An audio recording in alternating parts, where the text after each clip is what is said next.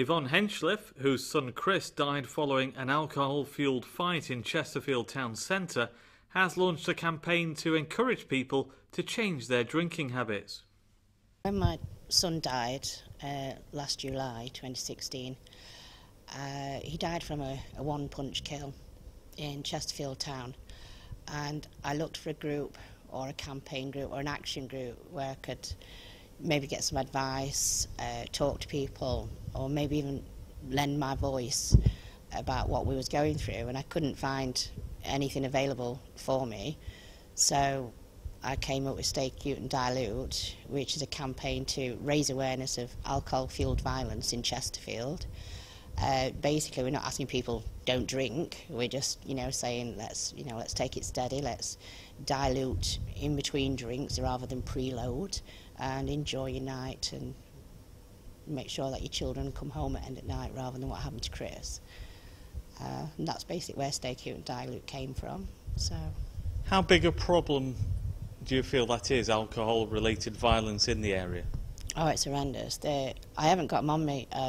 We have got them somewhere on our site, but the statistics are horrendous. I think Chesterfield town is, I think it was one of the third worst towns in Britain for alcohol-fuelled violence, and it's just, we're such a small town, and this shouldn't be happening.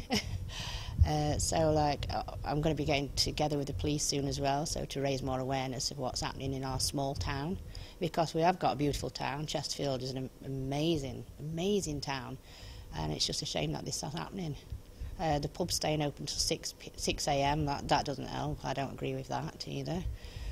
So that's, it's just raising awareness for, as well as obviously the substance use as well, abuse, what's happening in Chesterfield as well. That's very high. So you've lost your son through alcohol-related violence, and what an awful thing for anybody to have to go through, and that must be the driving force for you with this campaign to try and prevent that type of thing happening and people going through similar experiences to the ones that you've experienced. Well, we wouldn't. It destroyed our family. We wouldn't want anyone to go through what we went through. Chris had gone out for a night on town. He was obviously got into a scuffle. He never threw a punch. He got into a scuffle outside a pub. Everybody had been drinking, including my son, and he ended up being induced into a coma in the Royal Hallamshire, where eventually, after quite a few brain operations, he had a stroke and died. But it's the after effects as well of what happens, how long it took, the trial, the autopsies. I had to watch my son decompose in front of my eyes because he'd been kept on ice for so long because of all the autopsies, until the actual the funeral care home asked me to leave. They said that I couldn't stay there no longer, and I still sat with him with the lid on. This is not something a family should be going through for no reason. Chris fought in Afghanistan. He did 7 years in the army.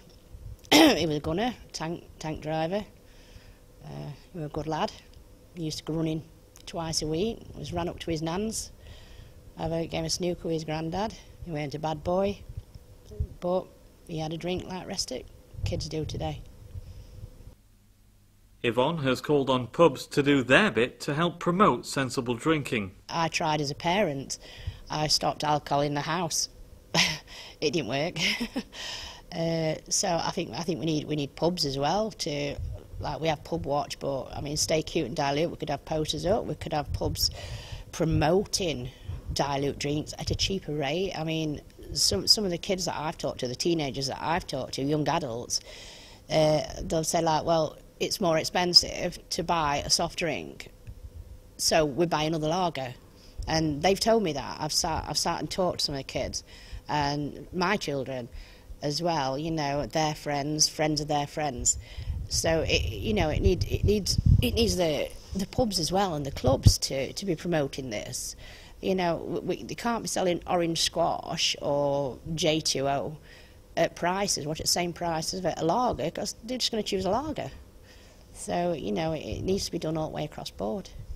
And tell us about the event that you've organised in August. Oh, yeah, that's a memorial event for my son, Christopher Henship. We're having a fire walk, walking on hot coals, which is not as bad as you think. My 5-year-old granddaughter and my father, who's 75 and just fought cancer, he'll be doing it as well. And it's all to raise money for the Neurocare, Royal Lancashire Neurocare, who are amazing, the British Legion, and a local respite centre that I work for. We'll also be having one of the world's strongest men, Simon Plant, coming down. He'll be pulling Spire Limo's 8-ton party bus. We're going to have tombolas, bric-a-brac, lots of other exciting things, live music, burger stalls, food, alcohol, but we'll also be diluting in between. That's what Stay Cute and Dilute are about. So when everybody, you know, we've got the 38th Scouts coming down, and I do believe we've got the Sea Cadets coming down as well. So we shall be, they'll be taking out Dilute and be giving soft drinks all day, just to raise our awareness. And anybody who's interested in attending, how can they find out more about the event? Well, we've got posters all over town. Hopefully we'll put a poster here as well. You can get in touch with UK Firewalk, or so you can also get in touch with me. I can leave my phone number and my email address. It's £20 to do the walk, and hopefully sponsorship, because the fire's actually costing us £1,500, so we need to raise some sponsorship so we can pay for that, so we can use the proceeds afterwards. But it's all about inner strength. It's where the firewalk came from. The outer strength, obviously we've got feats of strength from one of the world's strongest men, but the inner strength is like, you know, walking the fire. We thought that was like a good topic for the day. And what would your son think about the efforts that you're doing in his memory? Do you think?